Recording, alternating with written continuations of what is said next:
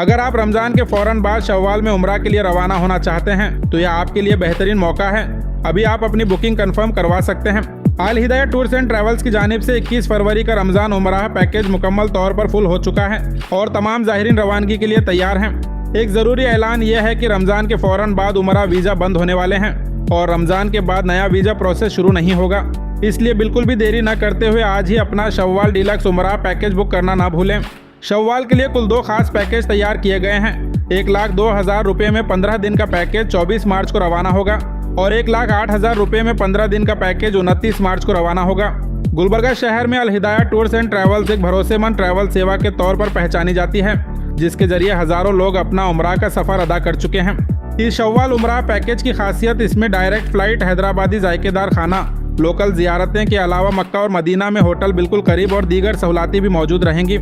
अगर आप भी अपने उम्रा का ख्वाब पूरा करना चाहते हैं तो आज ही अपना स्लॉट बुक करें, क्योंकि लिमिटेड सीट्स अवेलेबल हैं। उम्रा बुकिंग और दीगर तफसीली मालूमात के लिए स्क्रीन पर दिए गए नंबर पर कॉन्टैक्ट करें या फिर Gulbarga ring road Jabbar function hall के ऑपोजिट मौजूद अल हिदाया टूर्स एंड ट्रैवल्स के ऑफिस विजिट करें।